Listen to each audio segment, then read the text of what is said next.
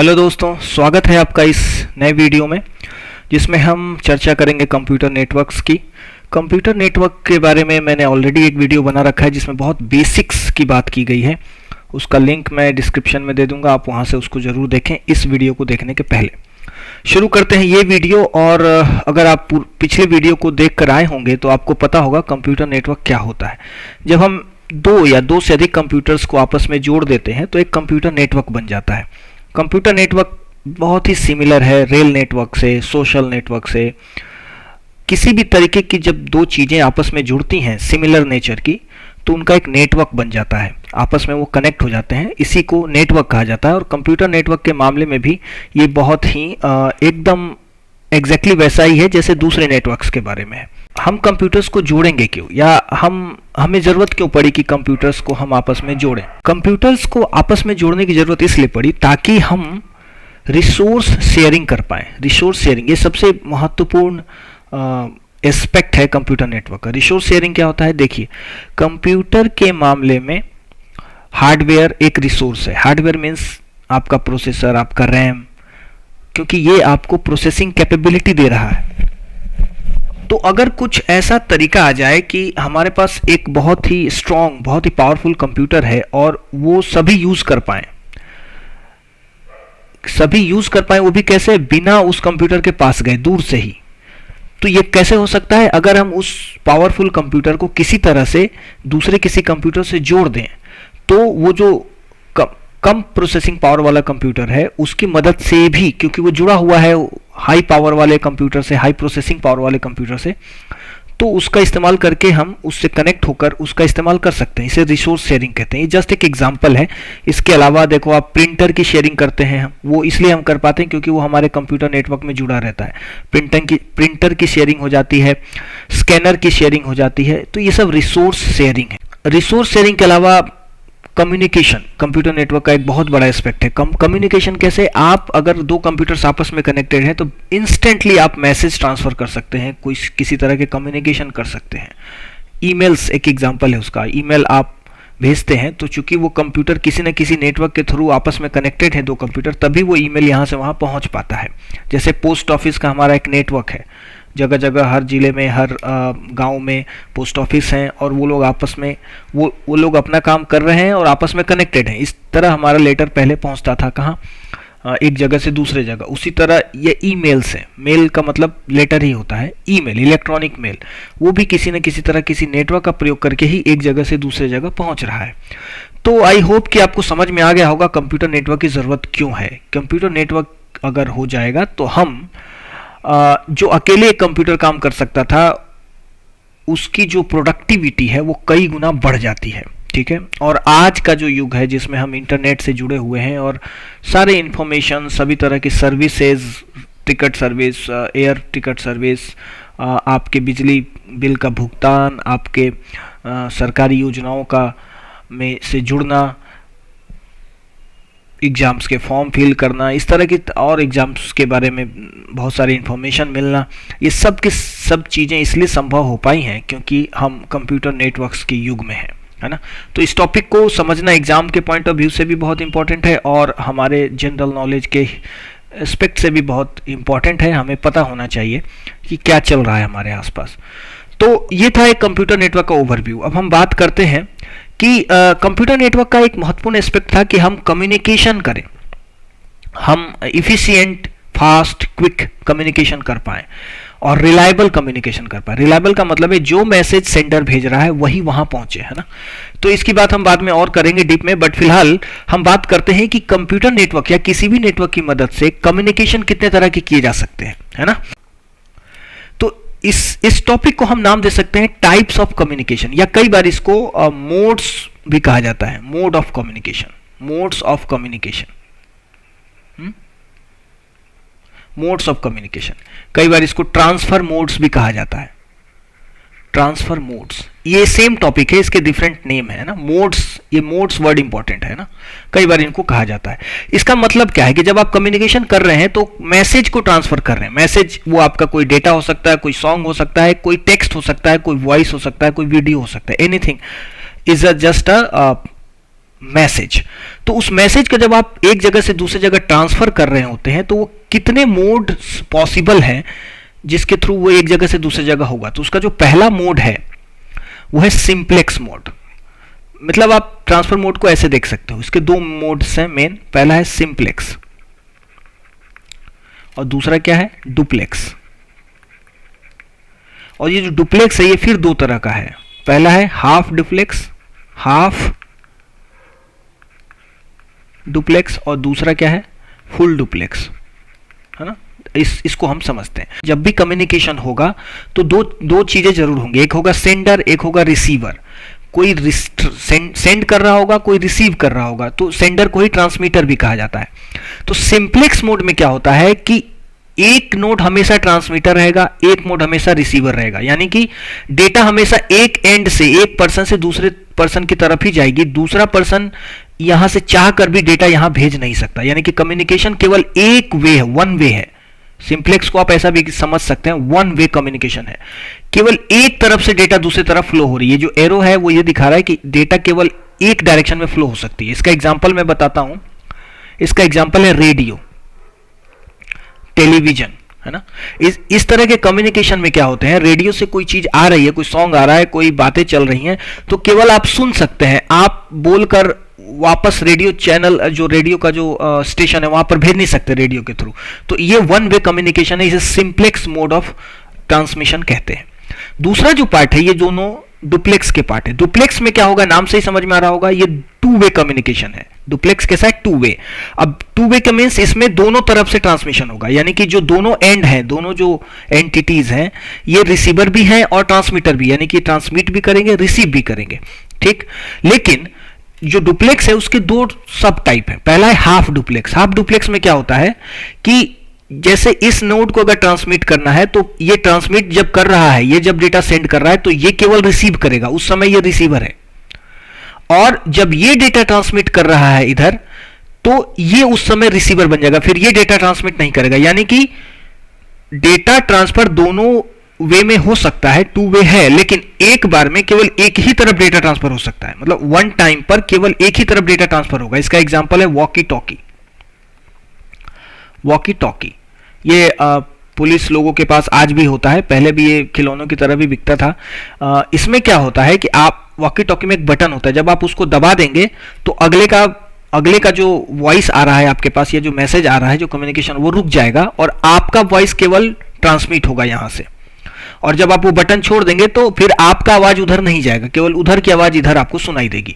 तो ये हो गया हाफ डुप्लेक्स। डेटा कम्युनिकेशन दोनों ही तरफ हो सकता है, लेकिन एक बार में केवल एक ही तरफ होगा। यहां लिखा है टेक टर्न्स, मतलब टर्न बाय टर्न, एक बार उसका टर्न आएगा, फिर उसका टर्न आएगा, फिर उसका टर्न। इसे कहते हैं हाफ डुप्लेक्स मोड। और तीसरा है फुल डुप्लेक्स। ये डुप्लेक्स मोड का दूसरा टाइप है। फुल डुप्लेक्स में क्या हुआ, नाम से ही समझ में आ रहा है आपको, इसमें एक ही टाइम पर ट्रांसमिशन भी होगा, रिसीव भी होगा। जैसे हमारे phone calls, video calls, conference calls, है ना। यही एग्जांपल है सबसे अच्छे फुल डुप्लेक्स के। इसमें क्या होता है कि आप भी बोल रहे हैं और अगला भी बोल सकता है उसी समय, आप सुन भी रहे हैं ना। तो इस केस में क्या होता है, जो दोनों एंटिटी हैं, सेंडर और रिसीवर हैं, वो एक ही समय सेंडर भी होते हैं, रिसीवर भी होते हैं, दोनों काम एक साथ चल रहा होता है।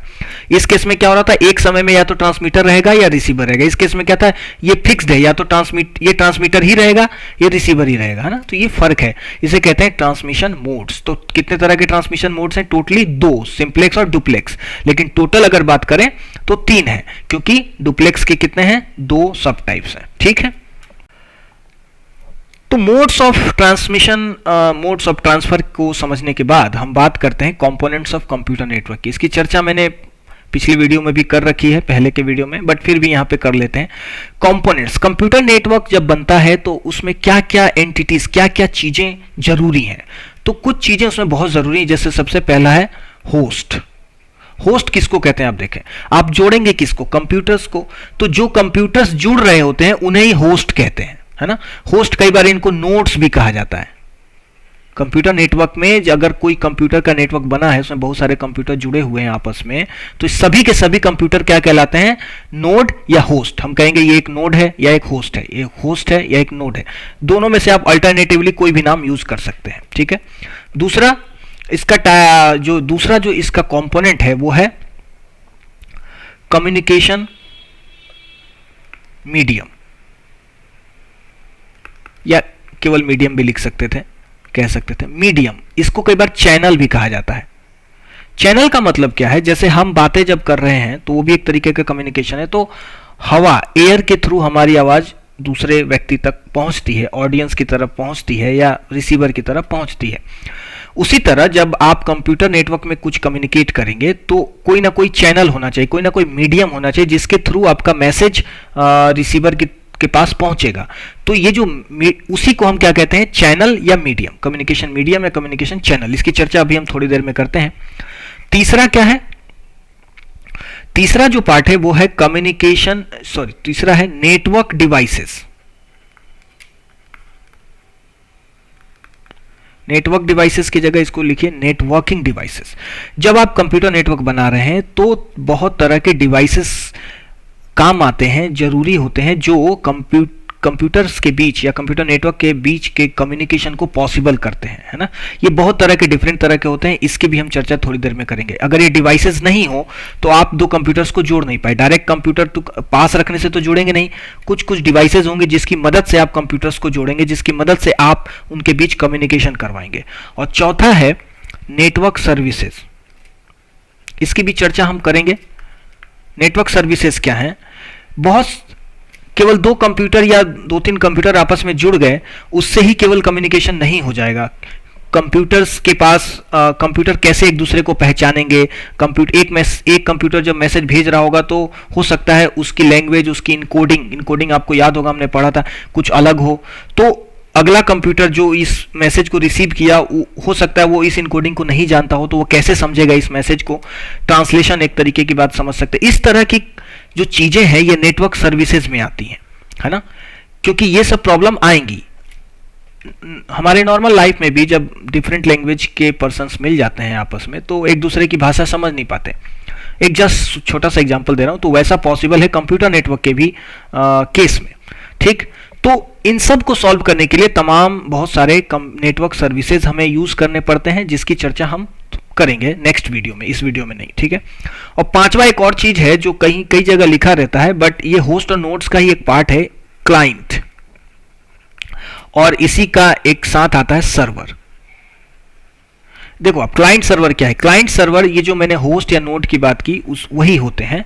जो होस्ट या जो नोड मैसेज भेज रहा है या रिक्वेस्ट भेज रहा है उसे क्लाइंट कहेंगे, और जो होस्ट या नोड किसी रिक्वेस्ट को फुलफिल कर रहा है या रिक्वेस्ट के बदले कोई आंसर दे रहा है उसे हम सर्वर कहते हैं, ठीक है। इसको मैंने डिटेल में पिछले वीडियो में, पुराने वीडियो में डिस्कस किया है, तो आप वहां से देख लेना। तो ये कुछ 5 कंपोनेंट्स हैं किसी भी कंप्यूटर नेटवर्क के। अब हम हर कंपोनेंट को, होस्ट और नोड की हम चर्चा ज्यादा नहीं करेंगे, लेकिन दूसरे कंपोनेंट्स की बातें थोड़ी कर लेते हैं।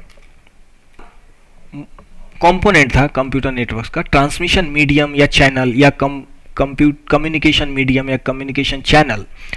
वो जो है उसमें क्या है आपको मालूम है, हम उसमें मीडियम की बात कर रहे हैं जिसके थ्रू हमारा मैसेज जाएगा। इसके दो तरीके हैं, यानी कि जब आप कोई मैसेज भेजेंगे एक कंप्यूटर नेटवर्क में एक जगह से दूसरे जगह, तो वो दो तरीके से जा सकता है या दो तरीके के मीडियम से होकर जा सकता है।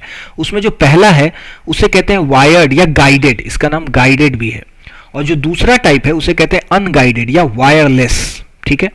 इन सब चीजों से आप अवगत होंगे अभी तक।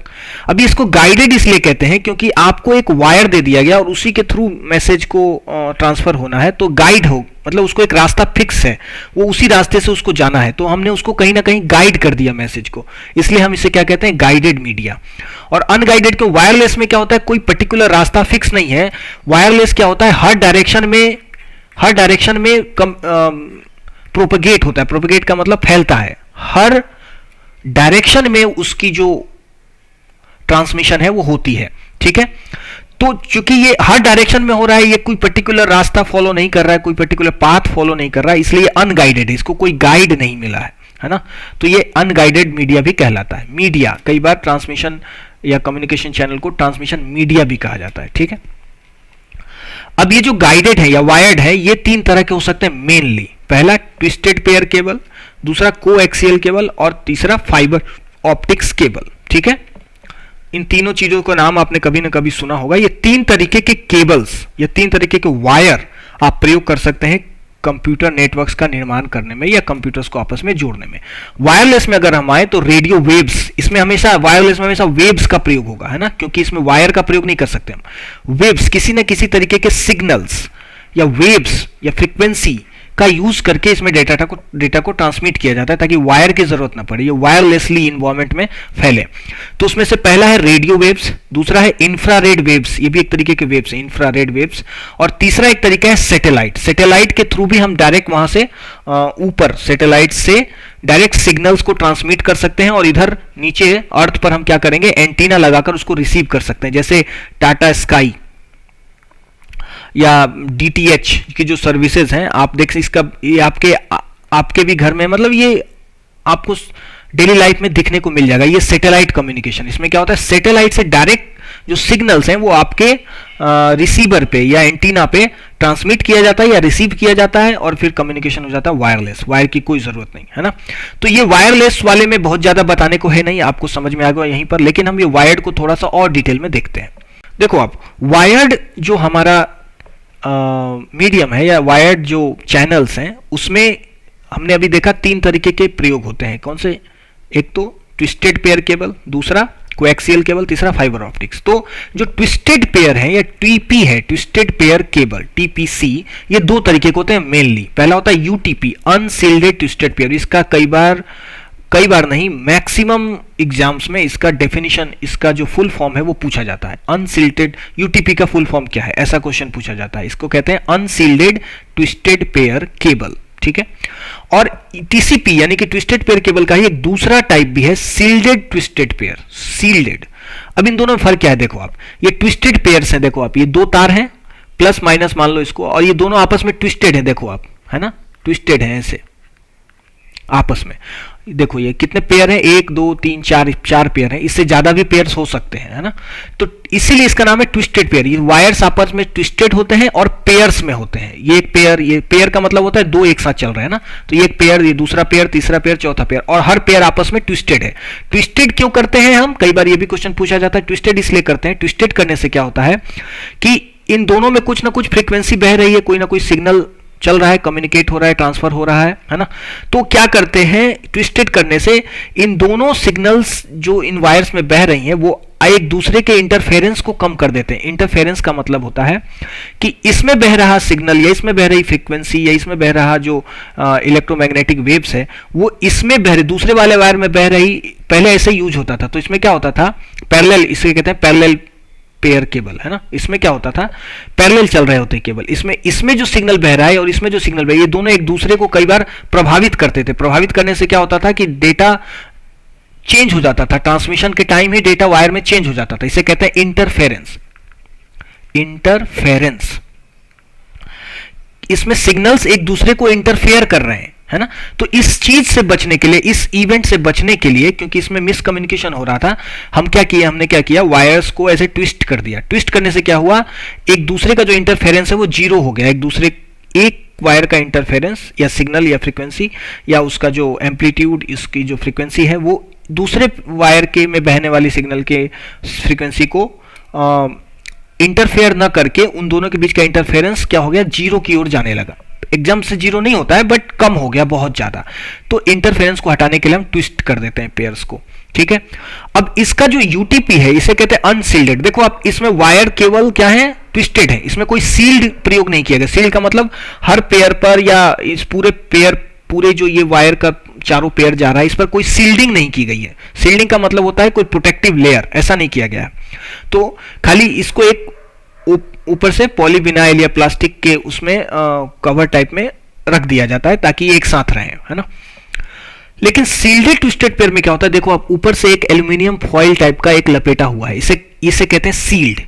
ये जो चारों पेयर हैं इसके ऊपर से एक सील्डिंग की गई है ना। ये बाहर वाले आउटर वाले लेयर के बाद एक सील्डिंग की गई है। देखो आप, यहाँ पर एल्यूमिनियम टाइप का लेयर किया गया है ना। कई बार इसको ब्रेडेड किया जाता है, कई बार फॉइल से लपेट दिया जाता है, कई बार इसको ब्रेडेड किया जाता है। ब्रेडेड कैसे होते हैं, इस तरीके के ऐसे जाली टाइप के बना दिए जाते हैं, आपने देखा होगा कोएक्सियल केबल्स में, है ना।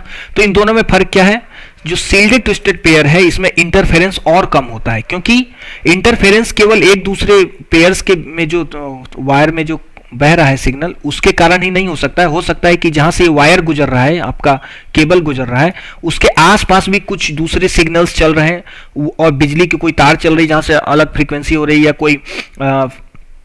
कोई ऐसा डिवाइस चल रहा है जिसमें से इलेक्ट्रोमैग्नेटिक वेव्स निकल रहे हैं। वो क्या कर सकते हैं, इसमें बहने वाली करंट या इसमें बहने वाली सिग्नल्स को प्रभावित कर सकते हैं। तो इंटरफेरेंस आउटर से, बाहर साइड से भी इंटरफेरेंस हो सकता है। तो बाहर साइड के इंटरफेरेंस को रोकने के लिए इस पर एक सील्डिंग कर दी जाती है जो बाहर से आने वाली या बाहर से होने वाली इंटरफेरेंस को रोक देगा। इसे कहते हैं सील्डेड ट्विस्टेड पेयर। और अनसील्डेड ट्विस्टेड पेयर में वो सील्डिंग नहीं होती। तो जाहिर सी बात है कि सील्डेड ट्विस्टेड पेयर ज्यादा बेटर है ना। सील्डेड ट्विस्टेड पेयर के अलावा भी एक एग्जांपल है एफटीपी।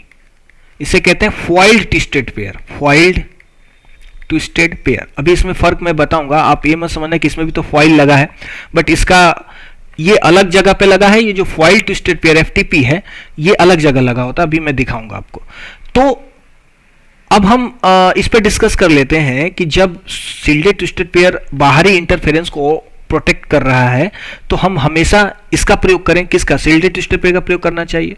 लेकिन प्रॉब्लम क्या है कि सील्डेड ट्विस्टेड पेयर बहुत ज्यादा कॉस्टली होती है और यूटीपी अनसील्डेड ट्विस्टेड पेयर इसके मुकाबले बहुत ज्यादा कॉस्ट इफेक्टिव होता है। इसलिए हमारे जो नॉर्मल यूजेस हैं उसमें अनसील्डेड यानी कि यूटीपी का ही प्रयोग ज्यादा किया जाता है। ये कॉस्ट इफेक्टिव होती है और हमारा काम अच्छे से हो जाता है बिना इंटरफेरेंस के, नॉर्मल हमारे डेली नॉर्मल वर्किंग इन्वायरमेंट में। लेकिन जब आप इंडस्ट्रियल इन्वायरमेंट में जाएंगे जहां बहुत ज़्यादा ऐसे मशीनें चल रही हैं, या कहीं डिफेंस के रेंज में जाएंगे जहां बहुत एकदम एक्यूरेट रिलायबल कम्युनिकेशन होने की ज़रूरत है, एकदम ही ज़्यादा प्रोटेक्टिव, उस केस में आप सील्डेड ट्विस्टेड पेयर का प्रयोग करते हैं। बात आपको समझ में आ गई है ना। वहां कॉस्ट से ज़्यादा रिलायबिलिटी, सेंसिटिविटी इंपॉर्टेंट होती है, तो वहां पर एसटीपी का प्रयोग किया जाता है। लेकिन नॉर्मल हमारे यूज केसेस में यूटीपी का ही प्रयोग किया जाता है। ठीक, दूसरा जो हमारा केबल है या कम्युनिकेशन मीडियम है वो है कोएक्सियल केबल। ये देखो आप, ये आपने डिश टीवी या डीटीएच में भी आपने ये वायर देखा होगा। इसमें क्या होता है, बीच में एक मोटा सा कॉपर का वायर होता है, उसके ऊपर एक क्या कहते हैं इंसुलेटर लेयर होता है, इंसुलेशन लेयर होता है, उसके ऊपर एक इस तरीके की सील्डिंग वाली ब्रेडेड वायर होती है और उसके ऊपर फिर से एक फॉइल होकर उसको प्रोटेक्ट करने के लिए प्रोटेक्टिव लेयर रहता है और उसके ऊपर ये पूरा कवर होता है। तो इसे कहते हैं कोएक्सियल केबल। इसमें क्या होता है, दोनों जो वायर है, इसमें देखो आप ट्विस्टेड थे वायर, इसमें जो दोनों वायर है ये क्या होते हैं, एक ही एक्सिस पर होते हैं, इनका सेंटर एक ही होता है। यहीं से वायर चल रहा है, इसके ऊपर ही वो वायर दूसरा वायर लपेटा हुआ है ना, एक्सिस एक ही है दोनों का, इसलिए कोएक्सियल केबल कहते हैं इसको। और तीसरा है फाइबर ऑप्टिक्स। ये आजकल बहुत ज्यादा चल रहा है फाइबर ऑप्टिक्स। देखो आप, इसमें भी एक सील्डेड ट्विस्टेड पेयर होता है, इसमें आपको दिख रहा है या नहीं, यहां पर अगर आप ध्यान से देखेंगे यहां पर तो एक पतला सा वायर दिख रहा है ना, ये सब इसके ये प्रोटेक्टिव लेयर, फिर एक हार्ड प्रोटेक्टिव लेयर ताकि वायर मुड़े नहीं अंदर, उसके ऊपर फिर से एक प्रोटेक्टिव लेयर, फिर उसके ऊपर एक प्रोटेक्टिव लेयर, फिर उसके अंदर एक प्रोटेक्टिव, फिर उसके अंदर एक प्रोटेक्टिव लेयर, ये सब कवर्स हैं उसके केवल। और उसके अंदर यहां पर ये एक फाइबर ऑप्टिक्स ये आपको निकला हुआ दिख रहा है। ये ह्यूमन के हेयर जितना पतला होता है ये केबल फाइबर ऑप्टिक्स का, ठीक है।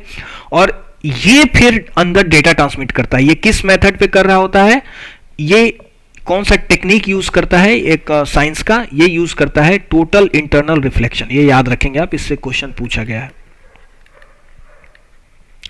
टोटल इंटरनल रिफ्लेक्शन, इस टेक्निक का यूज करके फाइबर ऑप्टिक्स में डेटा ट्रांसमिट होता है। इसमें क्या होता है, डेटा को ऑप्टिक्स यानी कि लाइट के फॉर्म में कन्वर्ट कर दिया जाता है। जो भी आप डेटा भेज रहे हैं उसे सिग्नल्स की जगह लाइट सिग्नल के फॉर्म में कन्वर्ट कर दिया जाता है और फिर उस लाइट सिग्नल को इस फाइबर ऑप्टिक्स में डाल दिया जाता है। और इस फाइबर ऑप्टिक्स की इस टोटल इंटरनल रिफ्लेक्शन की जो प्रॉपर्टी का यूज करता है ये, इसके कारण क्या होता है, लाइट की स्पीड से इसमें वो जो सिग्नल आपने भेजा इसमें, वो लाइट की स्पीड से ट्रांसमिट होते हुए दूसरे जगह पहुंच जाती है। तो ये जो सबसे फास्टेस्ट मेथड है वायर्ड मीडियम में, कौन, फाइबर ऑप्टिक्स। आपको बात समझ में आ गई होगी। थोड़ी सी और हम इस पर देख लेते हैं। ये देखिए आप, ये यूटीपी केबल्स हैं ये दोनों, है ना, इसमें कोई सील्डिंग नहीं की गई है। देखिए आप, थोड़ा सा ये कई बार इसमें और प्रोटेक्टिव लेयर दिए जाते हैं ताकि ये थोड़े से, जब आप महंगे यूटीपी केबल्स खरीदेंगे तो मेन वाले कवर के नीचे थोड़े से और प्रोटेक्टिव लेयर दिए रहते हैं ताकि ये वायर्स एकदम स्टिफ रहें, एकदम मुड़े नहीं, ज़्यादा टूटे नहीं, है ना। और ये थोड़े सस्ते वाले होते हैं, उसमें नॉर्मल बस 4 पेयर दिए जाते हैं, बीच में एक इस तरीके का कुछ दे दिया जाता है ताकि ये सीधा रहे, है ना, ज़्यादा मुड़े नहीं। ये यूटीपी केबल्स हैं। लेकिन अब एसटीपी केबल्स को देखिए आप, एसटीपी केबल्स में क्या है, ये देखो आप, ये वाला है, ये देखो आप, ये क्या है, हर पेयर पर एक प्रोटेक्टिव लेयर लगाया गया है, देख रहे हो आप, इसे कहते हैं एफटीपी, फॉइल्ड। हर पेयर को आपने फॉइल से लपेट दिया, हर पेयर को सेपरेटली आपने क्या किया है, प्रोटेक्ट कर दिया या प्रोटेक्टिव लेयर उस पर लगा दिया, और उसके बाद पूरा जो पेयर है उस पूरे पेयर पर भी एक प्रोटेक्टिव लेयर लगा दिया है ना। इस तरीके को कहते हैं एसटीपी, सील्डेड ट्विस्टेड पेयर। तो ये जो बाहर चारों पे लगा है इसे कहते हैं सील्डिंग, और ये जो हर पेयर पे लगा होता है इसे कहते हैं फॉइलिंग।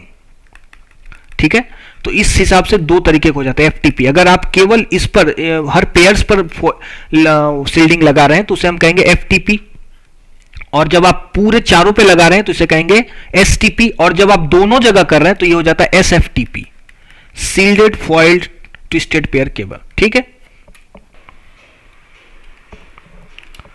तो अभी तक हमने वायर्स को देखा, वायर्स को समझा, लेकिन हम इन वायर्स को कंप्यूटर से कनेक्ट कैसे करेंगे, इसके लिए आता है मीडिया कनेक्टर, है ना। तो जो हमारे यूटीपी केबल्स थे या एसएफटीपी केबल्स थे उनके लिए इस तरीके के कनेक्टर्स आते हैं। देखो आप, RJ45 कनेक्टर है, ये RJ11 कनेक्टर है। इससे हम क्या करते हैं, ट्विस्टेड पेयर केबल्स को कनेक्ट करते हैं। RJ11 में थोड़े कम पॉइंट्स रहते हैं, RJ45 में ज्यादा रहते हैं, 8 रहते हैं इसमें, है ना। और ये सॉकेट है, ये आपके लैपटॉप्स में, कम पीसीज में लगा हुआ आता है, जिसमें आप ये वाला कनेक्टर ऐड करते हैं। ठीक है, उसी तरह ये RJ11 का सॉकेट है, ये RJ45 का है, इसमें कम बस पॉइंट्स होते हैं, यही फर्क होता है। और ये देखो आप, VGA केबल इसको भी कहते हैं। VGA केबल का जो कोड नेम है उसे क्या कहते हैं, V.35 सॉकेट, और ये V.35 कनेक्टर है, आपने देखा होगा कई बार, है ना। इसका नाम क्या है, V.35, है ना, कभी पूछा जाए तो आप बता सकते हैं। ये कोएक्सियल केबल का कनेक्टर है, इस तरीके का आपने डिश में भी देखा होगा, ये सेम है ना। और इसमें क्या होता है, ये बीच वाला पॉजिटिव का काम करता है, मेन वायर, और ये साइड है, ये वो जो ब्रेडेड या वो जो सील्डिंग की तरह प्रयोग किया गया है केबल, दूसरा केबल, उससे ये कनेक्ट हो जाता है इंटरनली। और ये जो कनेक्टर है ये फाइबर ऑप्टिक्स का है। ये आजकल जो फाइबर ऑप्टिक्स की सर्विसेज दे रहे हैं डिफरेंट नेटवर्क प्रोवाइडर्स, वो लोग ऐसे फाइबर ऑप्टिक्स का इस तरीके से लास्ट में कनेक्शन जुड़ा रहता है ना। फाइबर ऑप्टिक्स मैंने बताया हेयर की तरह होता है, बाल की तरह एकदम पतला, तो उसको कनेक्ट करने के लिए इस तरीके के कनेक्टर्स प्रयोग किए जाते हैं। ठीक है, इसको कई बार हम इंटरफेस भी कहते हैं ना, interface, communication medium interface. Interface हमेशा हर उस चीज को कहा जाता है जो कनेक्ट करने की या कम्युनिकेट करने की का एकदम फ्रंट व्यू होता है, जहां से हम एक्चुअली में किसी चीज को कनेक्ट कर रहे हैं, किसी चीज को एक्सेस कर रहे हैं, तो ये सब इंटरफेसेस हैं। ठीक, तो मीडियम के बाद हम कम्युनिकेशन चैनल मीडियम के बात करने के बाद हम बात करते हैं नेटवर्किंग डिवाइसेस की। ये हमारा तीसरा इंपॉर्टेंट कंपोनेंट था। तो देखो आप, डिफरेंट तरीके के नेटवर्किंग डिवाइसेस का हम प्रयोग करते हैं, किसमें, कंप्यूटर नेटवर्क में। कम्युनिकेशन जो हो रहा होता है वो बस कंप्यूटर को जोड़ देने से नहीं हो रहा होता है, कंप्यूटर को जोड़ने के लिए भी कुछ डिवाइसेस की जरूरत पड़ेगी। जैसे केबल्स को जब हमने देखा अभी, तो हमने देखा उसके डिफरेंट कनेक्टर्स हैं, उसके सॉकेट्स हैं, तो वो सॉकेट्स कहाँ से आएंगे, किस में कनेक्ट होंगे, फिर हमारा जो मैसेज है वो कहाँ से कहाँ जाएगा, कैसे बड़े बड़े नेटवर्क्स बनेंगे, उन सब के लिए हमें किसकी जरूरत पड़ेगी, डिवाइसेस की।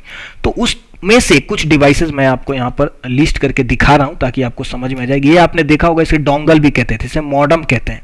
मॉडेम ये भी होता है, आजकल इस तरीके के भी डिवाइस है, ये जो राउटर की तरह दिख रहा है ऐसा भी मॉडेम आता है ना। तो मॉडेम के केवल देखने से आपको पता नहीं चलेगा, राउटर भी एक तरीके का मॉडेम होता है, और राउटर के जैसा मॉडेम भी आता है, लेकिन ये भी एक मॉडेम है। ये स्मॉल प्लग इन प्ले वाला मॉडल का मॉडेम था, पहले आता था, इसमें सिम लग जाता था और ये क्या करता था, मॉड्यूलेशन डीमॉड्यूलेशन का काम करता था। ये हमने पढ़ा है पिछले वीडियोस में, मॉड्यूलेशन डीमॉड्यूलेशन। ठीक है, तो मॉडेम की मदद से क्या करते हैं आप, डिजिटल या कहें सिग्नल को एक फॉर्म से दूसरे फॉर्म में कन्वर्ट करते हैं, है ना।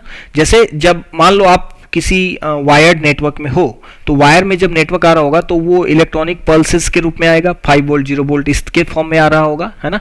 और जब आपके कंप्यूटर में वो आएगा तो चूंकि इलेक्ट्रॉनिक पल्स क्या है, एनालॉग सिग्नल है, हमने पढ़ा एनालॉग सिग्नल जो चेंज हो रहा है हर समय।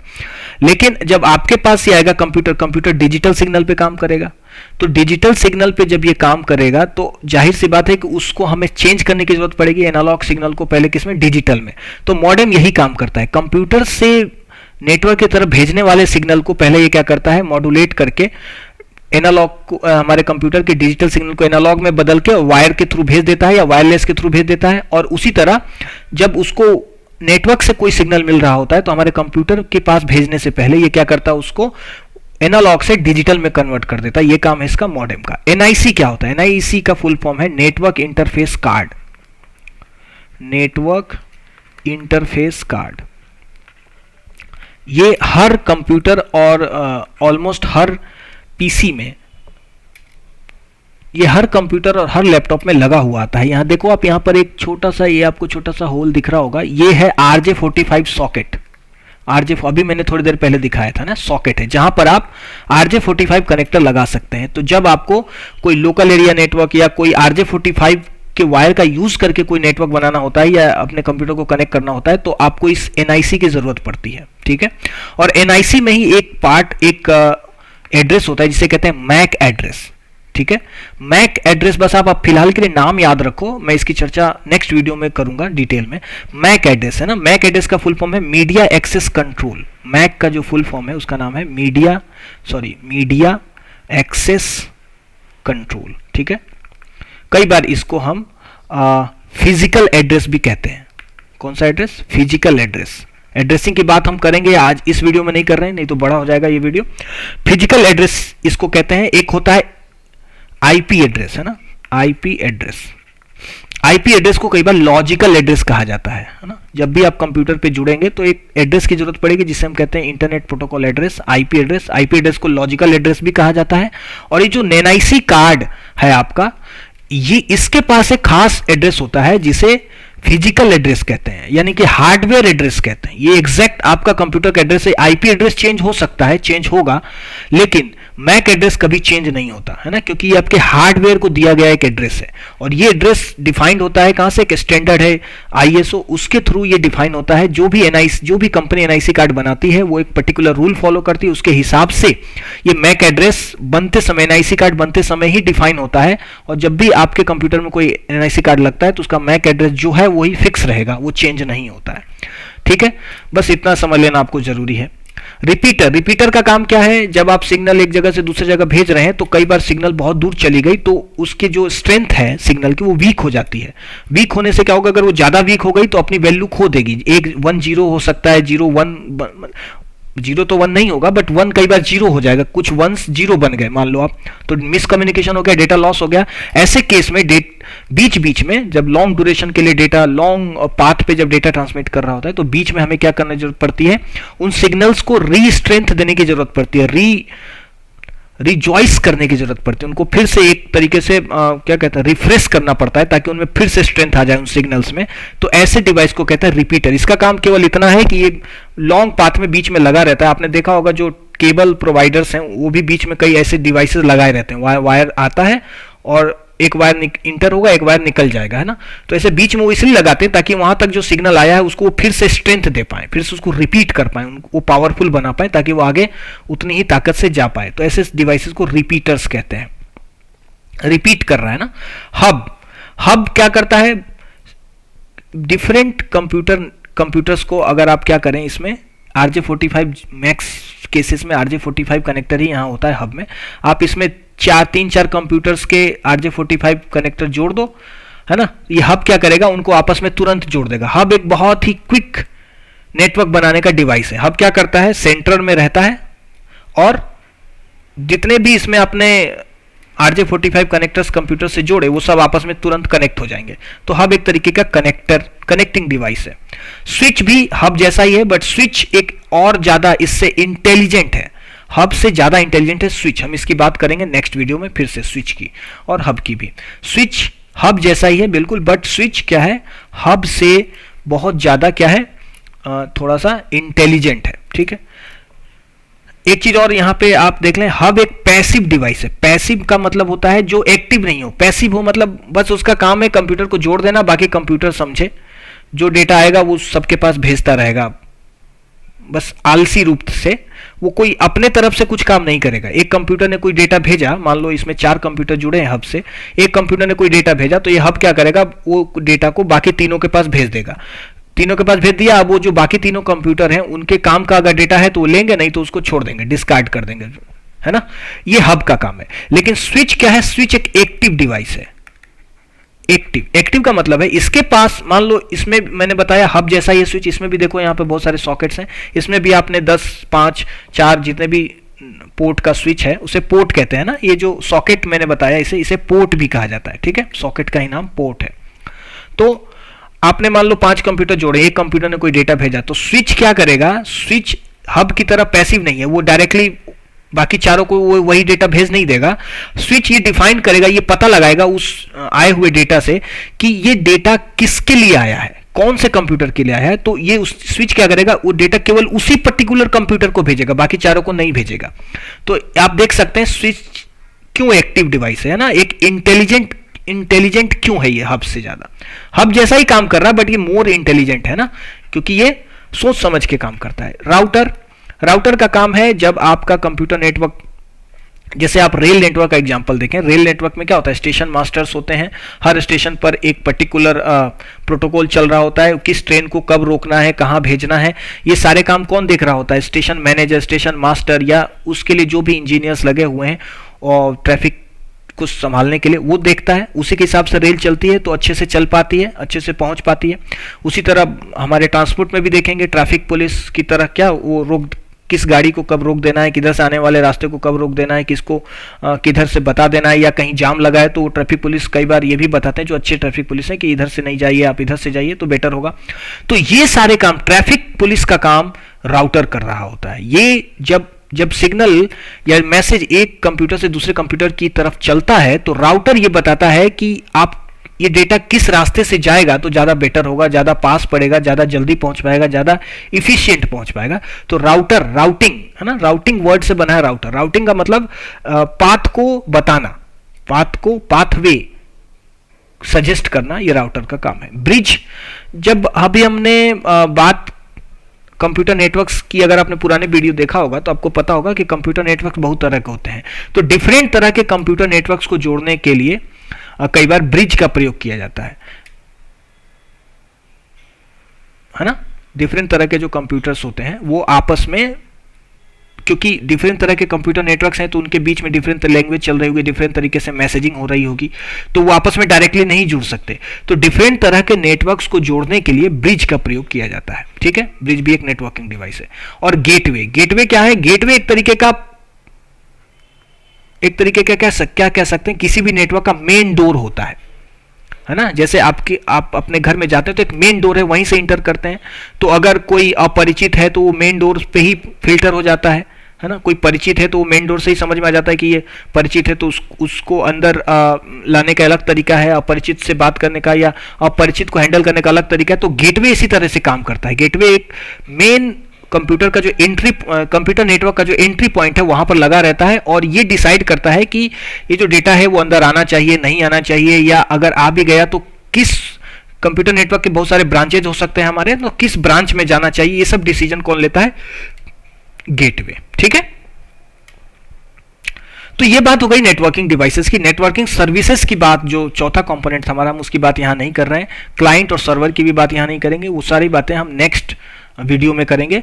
यहां पर हम बात कर लेते हैं टाइप्स ऑफ कंप्यूटर नेटवर्क्स की। टाइप्स ऑफ कंप्यूटर नेटवर्क आप जानते हैं, मैं बहुत जल्दी में बता देता हूं। टाइप्स ऑफ कंप्यूटर नेटवर्क हम दो पर्सपेक्टिव से देख सकते हैं। एक तो जियोग्राफिकल एरिया के हिसाब से, है ना, कि ये जो हमारा कंप्यूटर नेटवर्क है वो जियोग्राफिकल एरिया यानी कि फिजिकली कितने स्पैन में फैला हुआ है, कितने दूर में फैला हुआ है, उसके आधार पर हम कंप्यूटर नेटवर्क को डिफाइन कर सकते हैं या उसके टाइप्स देख सकते हैं। और दूसरा होता है कनेक्शन टाइप,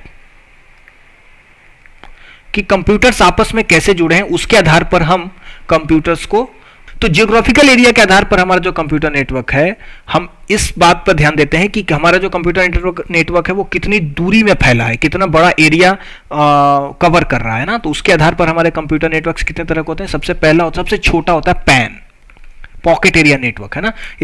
इसको हम किसकी मदद से बनाते हैं, ब्लूटूथ, इंफ्रारेड, इनकी मदद से बनाते हैं। जैसे टीवी का जो रिमोट है वो एक तरीके का नेटवर्क है, तभी तो डेटा वहां जा रहा है ना, लेकिन वो बहुत कम दूरी के लिए चलता है। इसमें क्या, किस कम्युनिकेशन चैनल का यूज करते हैं हम, वायरलेस का, अनगाइडेड का, IR, इंफ्रारेड का, है ना, टीवी के रिमोट में, ठीक है।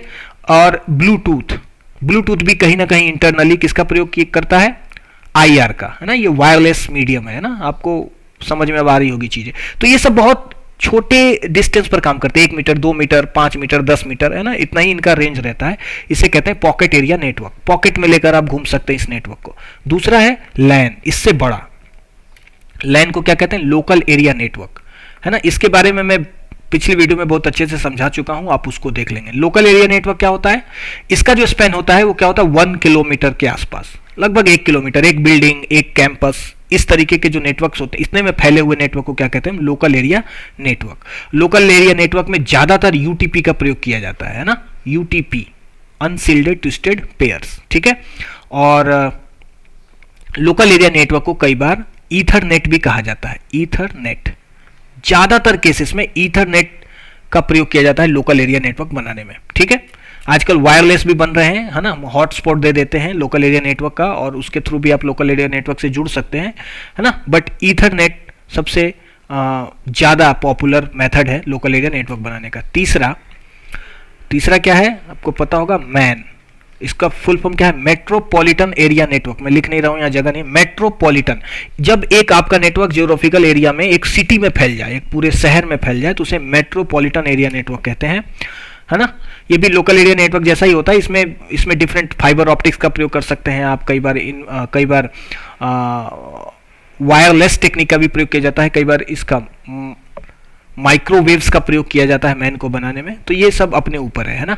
जैसे आपने देखा होगा हमारी सिटी में BSNL के वायर्स बिछे रहते हैं, कई जगह गड्ढे खोद खोद के बिछाए जाते हैं, कई बार जियो के बिछाए जाते हैं। तो ये सब मेट्रोपॉलिटन एरिया नेटवर्क बनाने की प्रक्रिया है, ठीक है। कई बार आप सैटेलाइट, कई बार ये टावर्स का यूज करके भी मेट्रोपॉलिटन एरिया नेटवर्क बनाया जाता है, ठीक है। चौथा है वैन। ये सबसे बड़ा है जियोग्राफिकल रेंज में। इसे कहते हैं वाइड एरिया नेटवर्क, है ना। जब आपका कंप्यूटर नेटवर्क एक सिटी ना होकर के पूरे वर्ल्ड में फैल जाए, पूरे वर्ल्ड में, तो इसे क्या कहेंगे? वाइड एरिया नेटवर्क, है ना। इसका सबसे अच्छा एग्जांपल कौन है वाइड एरिया नेटवर्क का? इंटरनेट, आई कैपिटल, ठीक है। मैं पहले भी इसकी चर्चा कर चुका हूं। इंटरनेट एक खास तरीके का नेटवर्क है जो वाइड एरिया नेटवर्क है, और ये डिफरेंट नेटवर्क्स का समूह है। इंटरनेट और कुछ नहीं है, डिफरेंट नेटवर्क्स का एक समूह है, उसे कहते हैं इंटरनेट। और इसका आई हमेशा कैपिटल लिखा जाता है ना। ये खास तरीके का नेटवर्क है इंटरनेट, आई हमेशा कैपिटल लिखा जाएगा, ठीक है। इंटरनेट वर्ड के दूसरे भी मीनिंग होते हैं। नेटवर्क्स का नेटवर्क भी इंटरनेट होता है, ठीक है। एक होता है इंट्रानेट। इंट्रानेट मतलब जब आपका वो प्राइवेट नेटवर्क हो, आपस एक बिल्डिंग के अंदर के नेटवर्क बना है, बस उसका मतलब उसी अंदर के ही कंप्यूटर से है उस नेटवर्क का, तो उसे कहेंगे इंट्रानेट। लेकिन जब आपका नेटवर्क दूसरे बाहर आउटर कंप्यूटर से भी जुड़े तो उसे कहते हैं इंटरनेट। लेकिन वो इंटरनेट इस इंट्रानेट से अलग है। मान लो आपके पास 2 कंप्यूटर नेटवर्क है, 2 बिल्डिंग्स में, 2 कैंपस मान लो, एक कैंपस, ये दूसरा कैंपस, है ना। इसके बीच में मान लो 1 किलोमीटर की दूरी है। तो आपने क्या किया, इसके अंदर एक लोकल एरिया नेटवर्क है, इसके अंदर एक लोकल एरिया नेटवर्क है, ठीक है। और आपने किसी तरह इन दोनों को जोड़ दिया, वायर का थ्रू, वायरलेस के थ्रू, कैसे भी आपने जोड़ दिया, तो ये भी एक इंटरनेट बन गया, है ना। बन गया ना। इंटरनेट का मतलब क्या है? नेटवर्क जब 2 नेटवर्क्स आपस में जुड़ जाए तो एक इंटरनेट हो गया। लेकिन ये वाला जो इंटरनेट है वो आई वाला है, स्मॉल आई वाला इंटरनेट है, कैपिटल आई वाला नहीं है। ये जस्ट एक इंटरनेट है। 2 नेटवर्क्स या 2 से ज्यादा नेटवर्क्स आपस में जुड़ गए, इसे कहेंगे इंटरनेट। अब एक तीसरा था कोई कैंपस, उसमें भी एक लैन था, वो भी जुड़ गया इससे, है ना। तो इसे कहेंगे इंटरनेट, स्मॉल आई। लेकिन जो ये इंटरनेट है, ये पूरे वर्ल्ड में फैले नेटवर्क्स का एक समूह है। इसके थ्रू तमाम सर्विसेज प्रोवाइड की जाती हैं। इस नेटवर्क का आई हमेशा कैपिटल होगा। ये इससे अलग है, ठीक है, इस वाले इंटरनेट से अलग है, ठीक है। और एक दूसरा जो मैंने बताया था उसका नाम है इंट्रानेट, INTRANET। इंट्रानेट क्या होता है कि जब आपके एक कैंपस के अंदर जो कंप्यूटर्स जुड़े होते हैं, प्राइवेट नेटवर्क्स होते हैं, इसे कहते हैं इंट्रानेट। इसका बाहर किसी दूसरे नेटवर्क से कोई संबंध नहीं होता, ऐसे नेटवर्क को क्या कहते हैं? इंट्रानेट, ठीक है। मतलब बहुत सारे कंप्यूटर्स आपस में जुड़े हुए हैं, अंदर ही अंदर, बाहर के किसी कंप्यूटर से इनका कोई लेना देना नहीं, कोई मतलब नहीं, तो ऐसे नेटवर्क को इंट्रानेट कहेंगे, ठीक है। ये था आपका जियोग्राफिकल एरिया के आधार पर 4 तरीके के, पैन, लैन, मैन, वैन। आपको समझ में आ गया होगा। अब बात करते हैं कनेक्शन टाइप्स के आधार पर कंप्यूटर नेटवर्क कितने तरह के होते हैं। इसमें 2 ही तरह के होते हैं। पहला peer to peer. Peer to peer क्या है? पीयर किसे कहते हैं? हमारे जो सहपाठी होते हैं, हमारे साथ के जो लोग होते हैं उन्हें पीयर्स कहते हैं, है ना, नॉर्मल लैंग्वेज में पीयर। तो पीयर टू पीयर, जब दो कंप्यूटर आपस में डायरेक्टली जुड़ जाएं तो ऐसे में क्या होता है, इस तरह के कम्युनिकेशन को क्या कहते हैं, पीयर टू पीयर नेटवर्क या पीयर टू पीयर कम्युनिकेशन, है ना। ये कंप्यूटर डायरेक्ट इसको मैसेज भेज रहा है, ये कंप्यूटर डायरेक्ट इसको मैसेज भेज रहा है, इसे कहते हैं पीयर टू पीयर कम्युनिकेशन या पीयर टू पीयर नेटवर्क, ठीक है। दूसरा client server, client server network, ये एक दूसरा टाइप है। क्लाइंट सर्वर में क्या होता है, एक कंप्यूटर क्लाइंट होगा और वो रिक्वेस्ट भेजेगा किसको, दूसरे कंप्यूटर जो कि सर्वर है। एक क्लाइंट होगा, एक सर्वर होगा, और इसमें जो क्लाइंट है वो रिक्वेस्ट भेजेगा सर्वर को, और सर्वर फिर इस रिक्वेस्ट का रिस्पॉन्स भेजेगा किसको, क्लाइंट को। ये हमारे वेब ब्राउजिंग जब आप कर रहे होते हैं तो यही चल रहा होता है ना। आपका जो कंप्यूटर है वो क्या है, क्लाइंट होता है हमेशा, और ये कोई रिक्वेस्ट भेजता है google.com, youtube.com, तो ये रिक्वेस्ट गया कहां, सर्वर के पास। सर्वर फिर उसके बदले आपको पेज गूगल का रिजल्ट या यूट्यूब का कोई वीडियो आपको रिजल्ट में देता है, और आपके ब्राउजर जो आपका क्लाइंट है उसमें ये रिजल्ट दिख रहा होता है। तो ऐसे आर्किटेक्चर को क्या कहते हैं, वेब ब्राउजर, सॉरी, ऐसे आर्किटेक्चर या इस तरीके के नेटवर्क को क्या कहते हैं, क्लाइंट सर्वर आर्किटेक्चर या client server computer network. Architecture बनावट, आर्किटेक्चर का मतलब है बनावट, ठीक है। तो पीयर टू पीयर आर्किटेक्चर हो सकता है, क्लाइंट सर्वर आर्किटेक्चर होता है। क्लाइंट सर्वर वाले में एक चीज और है कि कई केसेस में एक कंप्यूटर हमेशा क्लाइंट ही रहेगा। जैसे वेब ब्राउजिंग के केस में आपका कंप्यूटर हमेशा क्लाइंट ही रहेगा, लेकिन कई केसेस ऐसे होते हैं जिसमें कोई कंप्यूटर या कोई होस्ट या कोई नोड कई केसेस में क्लाइंट भी रहता है, कई केसेस में सर्वर भी बन जाता है, वो सर्व भी कर रहा होता है ना। तो जरूरी नहीं कि आपका जो कंप्यूटर है या कोई कंप्यूटर इस आर्किटेक्चर में हमेशा क्लाइंट ही रहेगा। कई केसेस में वो क्लाइंट कई बार बन जाएगा, कई केसेस में वो सर्वर का भी काम करेगा, है ना। लेकिन मैक्सिमम केसेस में क्लाइंट सर्वर फिक्स होते हैं और क्लाइंट फिक्स होते हैं। और ये जो peer to peer communication type है, इसमें ये जो दोनों होस्ट हैं जो आपस में जुड़े हैं डायरेक्टली, ये क्लाइंट भी होते हैं, सर्वर भी होते हैं ना। ये आप थोड़ा सा समझ लेना, यहां से आपको समझ में आ गया। ये सेंड भी करेंगे, रिसीव भी करेंगे, है ना। तो ये क्लाइंट और सर्वर दोनों होते हैं साथ में, ठीक है। Full duplex communication. अब ये आप किस तरीके का नेटवर्क आपने स्टेब्लिश किया है उसके आधार पर होगा, या सिंप्लेक्स है कि फुल डुप्लेक्स है कि हाफ डुप्लेक्स है ना, वो कॉन्फ़िगरेशन की बातें हैं, ठीक है। तो ये था टाइप्स ऑफ कंप्यूटर नेटवर्क। एक टॉपिक की और हम चर्चा कर लेते हैं जिसका नाम है नेटवर्क टोपोलॉजी। जब आप कंप्यूटर्स के नेटवर्क्स को बनाते हैं तो कंप्यूटर्स आपस में जुड़े कैसे, उसके डिफरेंट ग्राफिकल अप्रोच हो सकते हैं, ग्राफिकल वे हो सकते हैं, मतलब एक डिफरेंट आर्किटेक्चर हो सकता है उनके जुड़ने का, वो आपस में कैसे जुड़ रहे हैं। तो उनका जो ग्राफिकल हम स्टडी करते हैं या ग्राफिकली जब उनको हम देखते हैं कंप्यूटर्स के जुड़ने को, तो इसे हम नाम देते हैं टोपोलॉजी, है ना। तो डिफरेंट टोपोलॉजी अवेलेबल है जिसका यूज करके हम कंप्यूटर्स को आपस में जोड़ सकते हैं। ये यूज केसेस पर डिपेंड करता है कि हम कंप्यूटर नेटवर्क से यूज क्या लेने वाले हैं। तो उसमें जो पहला है, सबसे सिंपल है, वो है पॉइंट टू पॉइंट, या इसको पीयर टू पीयर भी कहते हैं, है ना। इसमें कुछ करना नहीं होता, इसमें एक वायर लेना होता है, एक कंप्यूटर को दूसरे से जोड़ देते हैं हम, है ना। जाहिर सी बात है डायरेक्ट आप नहीं जोड़ेंगे, कुछ इसके अंदर भी कॉन्फ़िगरेशन सेटिंग करके आप एक कंप्यूटर को दूसरे से जोड़ दिए, इसे कहते हैं पॉइंट टू पॉइंट, इसके बीच में कुछ नहीं है। दूसरा है बस। बस में क्या होता है कि एक main wire, main communicating wire या मेन जो चैनल है वो ऐसे चल रहा होता है। देखो आप, ये मेन है बस, ये जो डार्क बनाया गया है ना, ये बस कहेंगे इसको।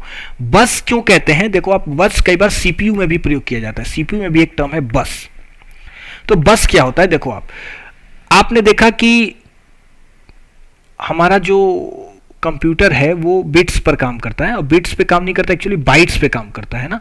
और आपने अभी सुना होगा 64 बिट आर्किटेक्चर, 32 बिट आर्किटेक्चर। इसमें क्या होता है एक्चुअली, 64 बिट आर्किटेक्चर का मतलब कि वो एक साथ 64 बिट्स को ट्रांसमिट कर सकता है या कम्युनिकेट कर सकता है आप अंदर, सीपीयू के अंदर, है ना। ये मैं बाहर की बात नहीं कर रहा हूं, ये कंप्यूटर नेटवर्क की बात नहीं कर रहा हूं, कंप्यूटर के अंदर सीपीयू की बात कर रहा हूं, मदरबोर्ड्स, इन सब की बात कर रहा हूं। तो 64 बिट्स को अगर वो एक साथ ट्रांसमिट कर रहा है, तो जाहिर सी बात है अगर उसके पास 64 ऐसे वायर्स होंगे तभी तो वो ट्रांसमिट करेगा ना एक साथ। और 64 के अलावा कुछ उसके पास कंट्रोल के लिए भी होने, मतलब 64 से ज्यादा वायर्स एक साथ कनेक्ट होने चाहिए एक पार्ट से दूसरे पार्ट में, ताकि इस पे डेटा ट्रांसमिट हो पाए एक साथ, है ना। इसे कहते हैं पैरेलल कम्युनिकेशन, पैरेलल कम्युनिकेशन, है ना। इसको कई बार पाटा भी कहा जाता है, पाटा, है ना। तो इसे पैरेलल कम्युनिकेशन। तो इस तरह के जो वायर्स होते हैं पट्टे की तरह आते हैं, एकदम ऐसे लंबे, ऐसे चौड़े, एकदम इतने इतने इसमें वायर्स होते हैं पट्टे की तरह, ये अंदर कंप्यूटर के अंदर लगे होते हैं, इसे कहते हैं हम बस, है ना। आप समझ गए होंगे इसका नाम है ना, एक तरीके का ये एक हाईवे की तरह आप इसको देख सकते हैं, हाईवे, है ना। जो सबसे फास्ट जो रोड्स बने हैं, मल्टी लेन, बहुत सारे लेन है उसमें, 16 लेन, 32 लेन, 64 लेन, ऐसे लेन वाले हाईवेज हैं, बस इस तरह आप देख सकते हो। अब इससे छोटे छोटे जो रास्ते हैं वो जुड़ते रह रहे हैं, है ना। जितना जिसको जरूरत है उतने हिसाब से उसने इस बस से जुड़ लिया, क्योंकि बस के पास तो मल्टी लेन है, वो एक साथ बहुत हाई लेवल में, हाई अमाउंट में डेटा ट्रांसमिट कर सकता है, इसलिए इसका नाम है बस। आपको समझ में आ गया होगा। इससे कंप्यूटर के अंदर इस बस से सारे डिवाइसेस जुड़े होते हैं, सीपीयू, रैम, हार्ड डिस्क, के सब आपस में इसी बस के थ्रू जुड़े रहते हैं, ठीक है। तो नेटवर्क टोपोलॉजी में भी इसी तरीके का कुछ यूज किया जाता है। एक हैवी वायर का मतलब जिसकी बैंडविड्थ, जिसकी कैपेबिलिटी ज्यादा हो, ज्यादा डेटा को ट्रांसमिट कर पाए एक बार में, ऐसे वायर को हम एक बीच का, इसको कहते हैं बैकबोन वायर। क्या कहते हैं? बैकबोन, रीढ़ की हड्डी, बैकबोन, है ना, बैकबोन वायर कहते हैं, जिसे कहते हैं, इसका नाम होता है बस, है ना। बस क्यों कह रहे हैं? क्योंकि इसके पास हायर कैपेबिलिटी है डेटा को ट्रांसमिट करने की। अब इससे डिफरेंट कंप्यूटर्स जुड़ते रहते हैं, ये वायर मेन चलता रहता है, इससे डिफरेंट कंप्यूटर्स जुड़ते रहते हैं ना।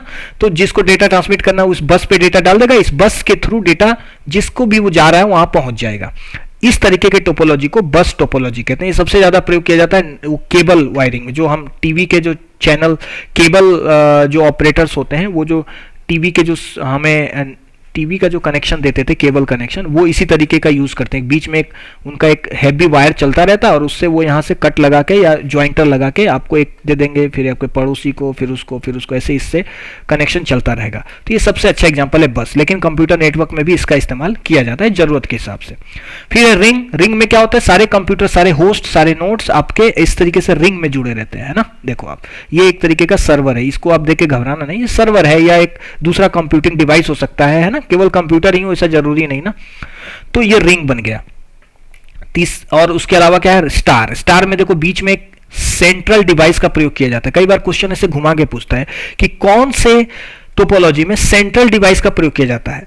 तो ये क्या है? स्टार। देखो इसमें एक सेंट्रल डिवाइस है, इसे क्या कहेंगे? या तो हब या तो स्विच रहेगा ये, जिसके थ्रू सारे कंप्यूटर जुड़ गए आपस में, या प्रिंटर जुड़ा हुआ है, स्कैनर जुड़ जाएगा, दूसरे कोई रिसोर्स जुड़ जाएंगे, और सब यहां से एक कोई डेटा भेजा तो दूसरे सबको जाएगा। अगर हब होगा तो, अगर स्विच होगा तो जिसके लिए भेजा गया डेटा उसी को जाएगा, है ना।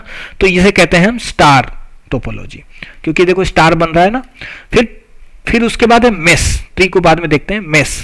मेस में क्या है? देखो आप, इसमें सारे कंप्यूटर एक दूसरे से जुड़े रहते हैं। मेस में ये सबसे ज्यादा रिलायबल है। रिलायबल का मतलब ये कभी धोखा नहीं देगा। क्यों? क्योंकि सारे कंप्यूटर एक दूसरे से जुड़े हुए हैं, रास्ते बहुत सारे, जितने कंप्यूटर उतने रास्ते हैं डेटा को ट्रांसमिट करने में, है ना। तो मेस जो है, इसमें सबसे ज्यादा वायर प्रयोग किया जाता है, सबसे ज्यादा वायर लगेगा। आप देखो हर कंप्यूटर से हर कंप्यूटर जुड़ा हुआ है ना, तो सबसे ज्यादा वायर कंज्यूम करता है मेस, लेकिन सबसे ज्यादा रिलायबल भी होता है कौन? Mess topology. उसके बाद ये लाइन टोपोलॉजी को आप बात देखें, आप हर कंप्यूटर एक दूसरे से जुड़ा है, ये रिंग जैसा ही है, बस इसमें लास्ट और फर्स्ट आपस में जुड़े नहीं है ना। तो ये लाइन हो गया है। इस पहले एक स्टार्टिंग होगा, एक एंडिंग होगा, या आप इसको स्टार्टिंग कह लें तो ये एंडिंग होगा। तो कम्युनिकेशन एक के थ्रू ऐसे चलेगा, इसे लाइन टोपोलॉजी भी कहा जाता है। अब ट्री टोपोलॉजी क्या हुआ? ट्री टोपोलॉजी देखो आप, इसमें एक मेन बस चल रहा है, ब्रांचेस के रूप में जब आपका टोपोलॉजी या कंप्यूटर्स जुड़े नेटवर्क में, ब्रांचेस के रूप में, एक मेन, उसके बाद उसके 2 ब्रांचेस, फिर इसके अगले, देखो इसके इधर 3 ब्रांचेस हैं, इसके इधर 3, इस तरीके का जो बने उसे क्या कहेंगे? Tree topology. और इसी तरह का एक और है हाइब्रिड टोपोलॉजी, ये भी होता है। हाइब्रिड टोपोलॉजी में क्या होता है? एक जैसे आपने क्या किया, एक बस भी लिया, एक रिंग भी लिया, एक स्टार भी लिया, और तीनों को आपस में जोड़ दिया, मतलब एक ऐसा नेटवर्क बना जिसमें डिफरेंट टोपोलॉजीज यूज किए गए। तो ऐसे टोपोलॉजी को क्या कहेंगे हम? Hybrid topology. ठीक है, थोड़ी सी इसकी हालांकि पुराने वीडियो में मैंने इसकी चर्चा की है, बट थोड़ी सी आप यहां भी देख लीजिए। देखो आप, स्टार टोपोलॉजी में क्या होगा? अगर सेंट्रल डिवाइस खराब हुआ तो सारा पूरा कंप्यूटर नेटवर्क ध्वस्त हो जाएगा, खत्म हो जाएगा, है ना। तो ये उतना ज्यादा रिलायबल नहीं होता, लेकिन लोकल एरिया नेटवर्क्स के लिए ये ठीक है, चल जाता है। ठीक है, अगर एक वायर किसी कंप्यूटर का टूटा तो बाकी सारे कंप्यूटर कनेक्ट रहते हैं, लेकिन सेंट्रल डिवाइस खराब होता है तो मुश्किल हो जाती है, फिर पूरे कंप्यूटर डिस्कनेक्टेड हो जाते हैं। रिंग में क्या हुआ? अगर बीच का एक कंप्यूटर खराब हो गया मान लो, तो पूरा कंप्यूटर नेटवर्क ध्वस्त हो जाएगा, क्योंकि फिर कम्युनिकेशन नहीं हो पाएगा। लेकिन मेस में ऐसा नहीं है, सबसे ज्यादा रिलायबल है। बस में क्या हुआ, बस में कब प्रॉब्लम आएगी, बस में प्रॉब्लम तब आएगी जब ये मेन जो बस है आपका ये ब्रेक हुआ। अब ध्यान से देखें, अगर बस यहां से ब्रेक हुआ तो इतने सारे अभी भी कनेक्टेड हैं, जो इसके आगे जुड़े हैं कंप्यूटर वो डिस्कनेक्टेड हो जाएंगे, है ना। तो ये बस की खासियत है। पीयर टू पीयर में क्या है, ये तो सबसे ज्यादा इफिशिएंट है ही है, आपस में डायरेक्ट जुड़ा हुआ। लाइन में क्या हुआ, लाइन में अगर बीच का कोई भी टूटा रिंग जैसा तो ये फिर पूरा कंप्यूटर नेटवर्क ध्वस्त हो जाएगा, ठीक है। लेकिन अगर इसके एक साइड से कोई टूट रहा है तो बाकी वाले दूसरे साइड की, जैसे मान लो अगर इधर से स्टार्टिंग था कंप्यूटर नेटवर्क और इधर यहाँ पे ब्रेकिंग हो गई, किसी तरह कोई प्रॉब्लम आ गई, तो ये दोनों आपस में अभी भी कनेक्टेड हैं। तो ये कुछ चीजें हैं जो आप देखकर भी समझ सकते हैं, किसके फायदे नुकसान हर टोपोलॉजी के हैं। तो इस वीडियो में हम इतना ही डिस्कस करेंगे। Next video computer network part 2 होगा जो, उसमें हम बात करेंगे कुछ एडवांस लेवल की, कुछ OSI लेवल लेयर्स की, TCP लेयर्स की, और आप इतनी चीजों को अच्छे से पढ़ के रखिए, तब वो बातें समझ में आएंगी। तो मिलते हैं नेक्स्ट वीडियो में, तब तक के लिए पढ़ते रहिए, मस्त रहिए। Thank you.